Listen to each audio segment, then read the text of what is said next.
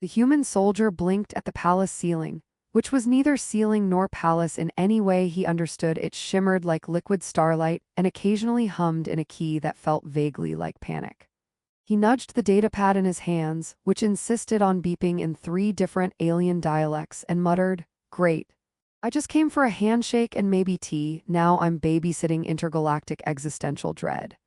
The corridor stretched impossibly ahead, walls bending as though the very architecture had mood swings, and he noticed the guards, tall, rigid, and apparently incapable of humor, were staring at him as if he'd grown an extra head. Considering the mission briefing had described the alien queen as formidable and ancient, he silently thanked the universe that at least she hadn't added prone to sudden teleportation to the list of quirks. The queen emerged from a twisting staircase, her long ears swaying gently like elegant antennae in rhythm with some invisible melody. She looked human, yes, but her gaze carried centuries of unspoken stories, and her smile, careful, deliberate, was the kind of smile that could both enchant and terrify. The soldier swallowed, trying to remember the protocol that he had skimmed in 3 minutes.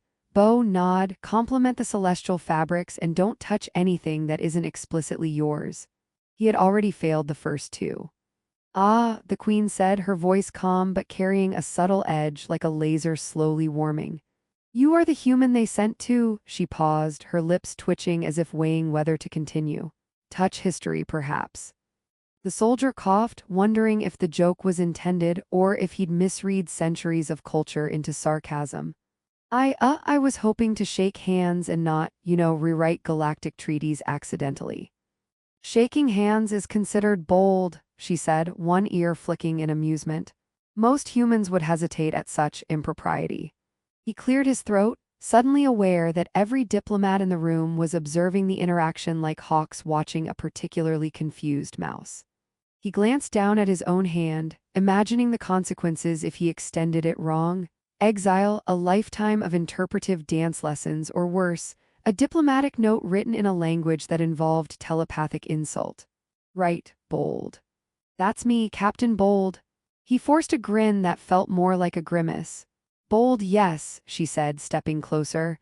Her presence was commanding but not oppressive. It was the sort of weight that made you aware you were breathing wrong in her space.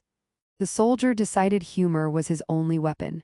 "You know where I come from, we have a phrase, fortune favors the gloved hand. Not sure if it works in space." The queen tilted her head, letting a strand of dark hair shift across her shoulder. "Humor is appreciated, though some may find it reckless." "Reckless is my middle name," he said without thinking, and immediately winced because technically it was. Her smile widened just slightly and she extended her hand. The gesture was so simple, so mundane that the soldier stared at it as though she had suddenly offered him a quantum core. The room collectively inhaled, or perhaps the room always inhaled dramatically, he wasn't sure, but the tension condensed into the sort of silence that made air feel like molasses. He hesitated for a fraction of a second, then reached out, and in that instant, alarms that weren't really alarms seemed to ripple through the palace. Lights flickered like nervous stars, holographic tapestries of the queen's ancestors shifted in disapproval, and one of the guards muttered something that sounded suspiciously like, "What is he thinking?" in a language the soldier didn't understand. He grinned anyway because at least he was consistent. When his fingers touched hers, nothing exploded, nothing teleported him into another dimension, and for a moment the queen merely looked at him, long ears twitching, her eyes unreadable. Then she smirked just a little, and it was almost a joke. "So, the human dares," she said, and there was a hint of genuine amusement beneath the weight of protocol. "I dare," he said, and immediately realized that this might have been the most dangerous thing he'd ever admitted aloud. "Also, I trip over my own boots if that counts for anything." "Noted," she replied, though she didn't laugh, which somehow made him feel simultaneously relieved and deflated. Her hand was warm, unexpectedly so, like a promise wrapped in centuries of tradition and caution. The guard stiffened, the council murmured, and one elder alien looked ready to faint, or perhaps faint ceremonially, which in this culture seemed equally dramatic.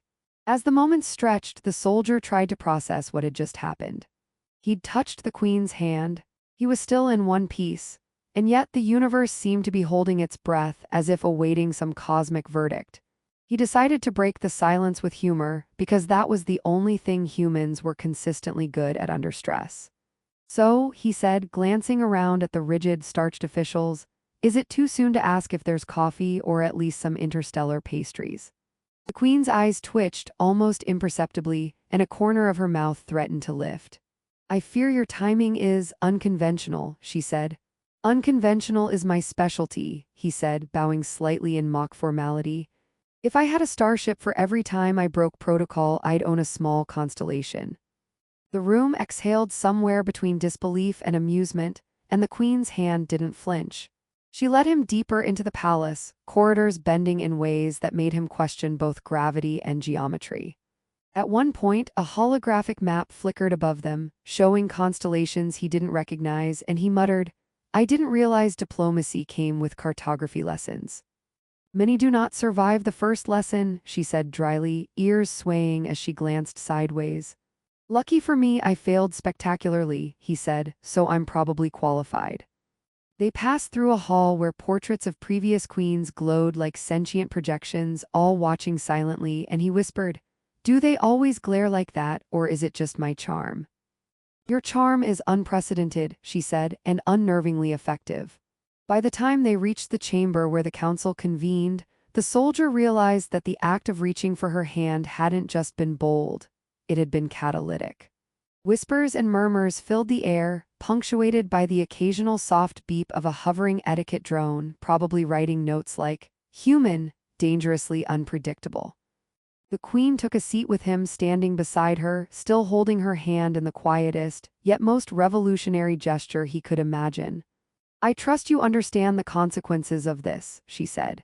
Absolutely, he replied, grinning. I'll deal with them over lunch, preferably with pastries. Somewhere in the back, a council member fainted, or at least performed an elaborate simulation of fainting. The soldier decided it was a victory, nodded at the queen, and whispered, so, first mission, survive palace etiquette. Second mission, figure out what those glowing buttons do.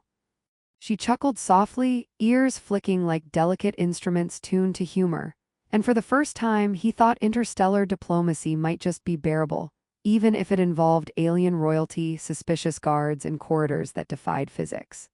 And as he realized that the touch of a hand could ripple across 1,000 traditions, he felt a spark of something he didn't expect. Not fear, not doubt, but the beginning of something entirely uncharted. The human soldier wandered through the twisting corridors of the palace, still blinking at walls that bent like liquid and occasionally hummed in a tone that felt vaguely like judgment. The alien queen walked beside him, ears flicking in ways that made him wonder if they were actually signaling secret messages he wasn't privy to.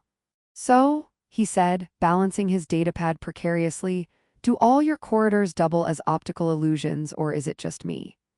She raised an eyebrow. Most visitors complain about dizziness. You appear adaptable or perhaps reckless enough to ignore it. Adaptable, he said, grinning, or just too stubborn to get lost. He tripped over a low hovering drone, swearing softly as it zipped past like it had somewhere more important to be. Friendly little guy, he added, patting the air where it had been. I assume it doesn't bite. It observes, the queen replied, and notes the latter is more dangerous. He nodded solemnly as if noting something could cause instantaneous implosion. I see, observation noted. They reached a chamber that looked like a library, except the shelves weren't shelves. They were ribbons of glowing energy, scrolling texts in languages he didn't recognize. A small floating projector displayed an image of a star system he didn't know existed, planets rotating lazily around a sun that glimmered like liquid silver. He leaned closer. Are we reading books or star charts? Or maybe it's a menu. The queen's ears twitched. Knowledge and power are often indistinguishable. You'll learn to tell the difference eventually. He pretended to write notes on his datapad, but mostly just drew a crude, smiley face. Ah, got it. Knowledge is power, also dangerous if mispronounced. A faint ripple of laughter escaped her lips, almost a whisper, but it made him feel like he'd crossed some invisible boundary. You are entertainingly human, she said, and unpredictable. Unpredictable is my specialty, he said, bowing slightly, though I usually specialize in paperwork too, but intergalactic paperwork seems more aggressive. She tilted her head, amused, and led him through a corridor that spiraled into a vertical shaft. They floated past gardens where bioluminescent flowers reacted to touch, glowing brighter when he tried to sneak a poke. Delicate, she said, watching him flinch as a bloom gently slapped his wrist with a harmless, electric-like pulse. Friendly little reminders, he muttered. You might want to warn your visitors about that. Or maybe a please don't touch sign in 12 different languages and one human dialect. She chuckled softly, a sound that made the air feel warmer. Humor is tolerated somewhat, your species is strange but effective. As they ascended further, he realized that every step or lack thereof in zero-gravity corridors was a performance in trust. He caught glimpses of holographic advisors whispering to one another, projecting caution in waves he couldn't entirely decode. He whispered back at them anyway, relax, he's new, don't judge until you see him spill space tea. The queen shook her head, ears flicking with mild exasperation. You are incorrigible, but perhaps you are exactly what is needed. A sudden alarm flickered above, a red pulse cutting through the serene corridors. He jumped. What did I do this time? The artifact, she said calmly, guiding him through an adjacent hall. It has awakened. He followed, heart racing, awakened like sleepy or mad. Both, she said, and in ways that may threaten our security or our sense of fashion. It is difficult to tell. They arrived at a chamber where a 1,000-year-old device floated suspended in midair, glowing faintly with energy. Panels slid open to reveal circuits that hummed with a language of their own. This, she said, was dormant until your touch disrupted the seal. Great, he said, scratching the back of his neck. So touching hands literally rewired reality, got it. Next time I'll just wave politely. She smirked, ears twitching in amusement. Your directness is unconventional yet effective, perhaps reckless but effective. Effective is my middle name, he said automatically, then winced. Not really, not legally. As he stepped closer to inspect the device, lights flickered and projections of star maps erupted around them, showing cosmic alignments he didn't understand but felt compelled to study. Are we supposed to touch these? Or just look impressively? Observe, she said, do not interfere unless instructed.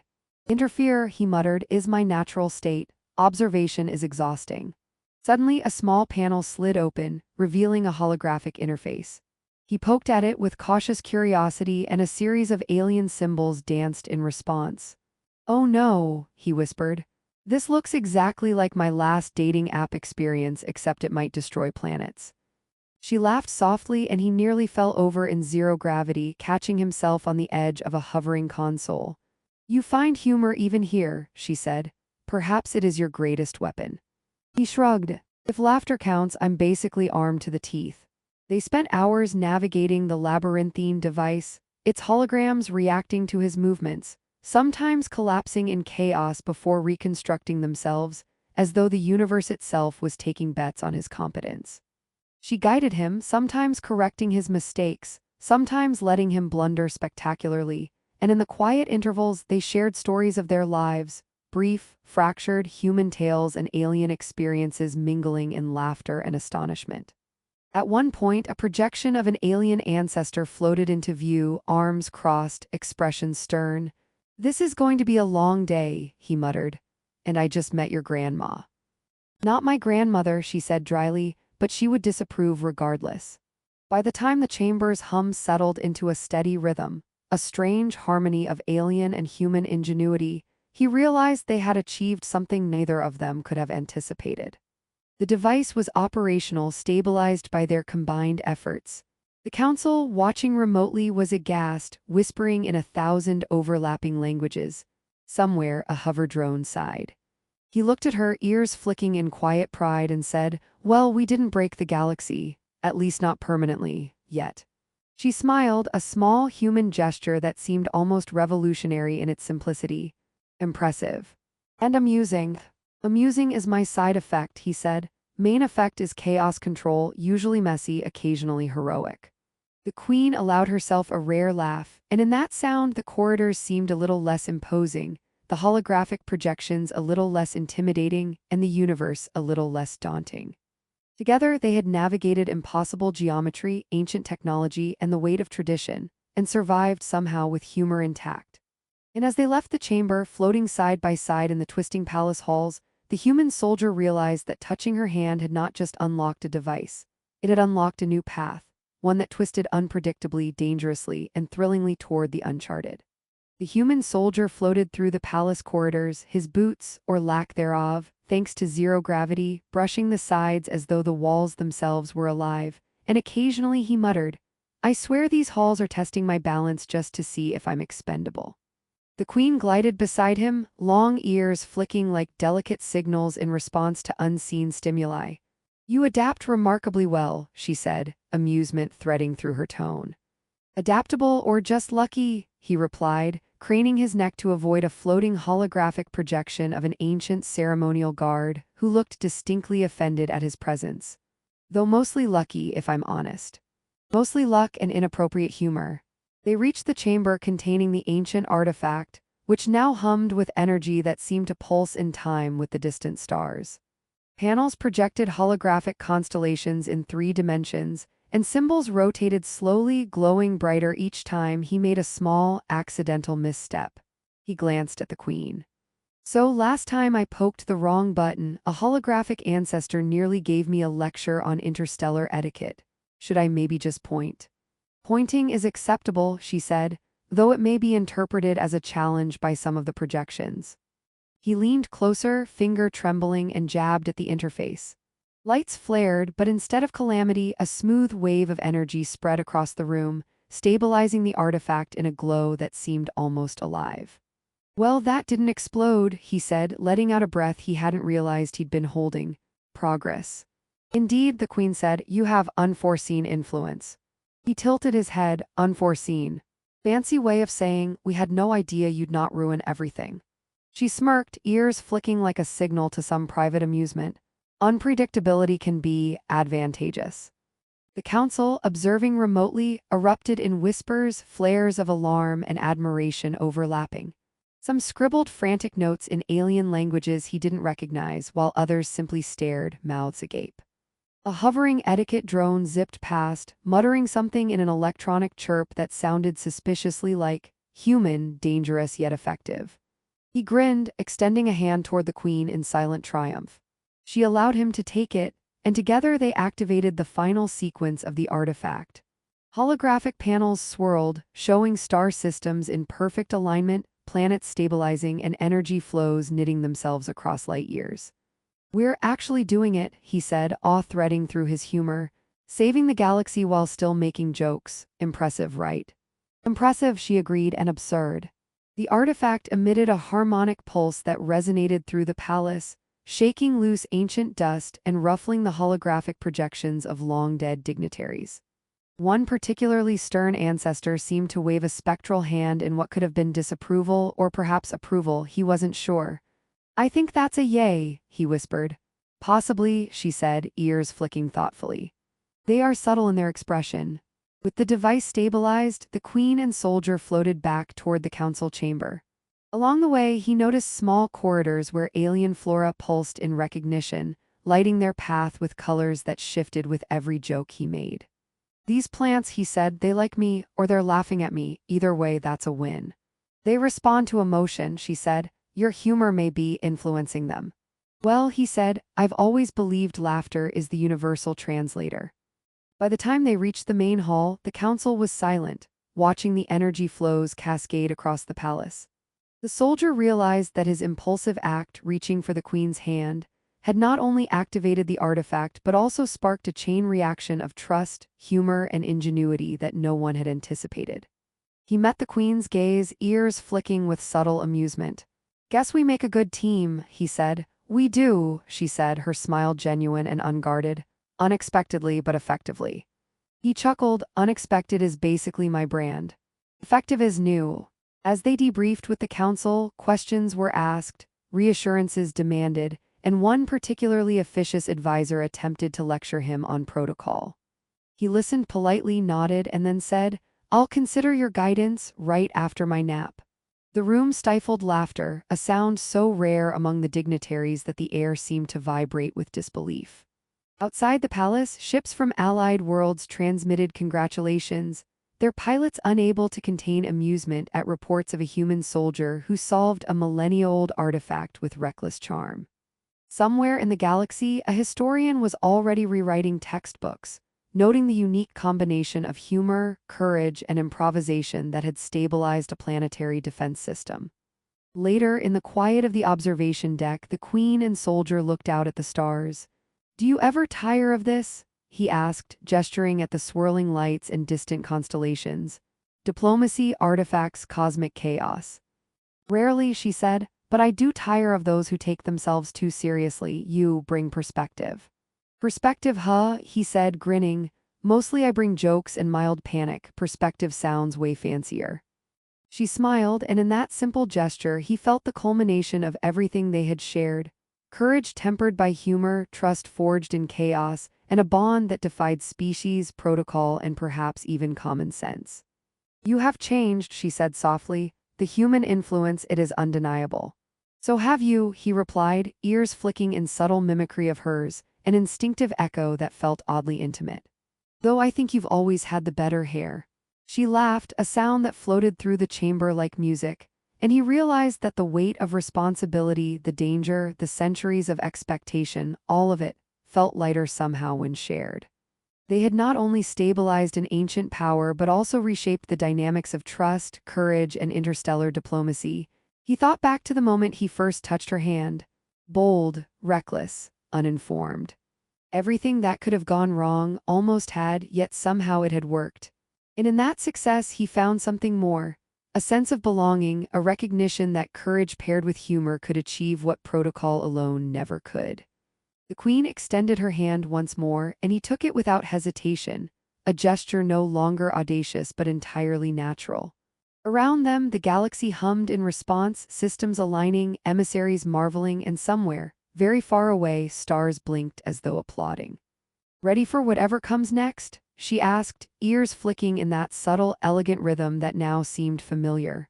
"Always," he said, smiling, "and maybe this time we'll do it without nearly destroying a palace. Or at least with fewer fainting dignitaries." She laughed, and they floated together in silence, watching as the artifact's energy pulse waned.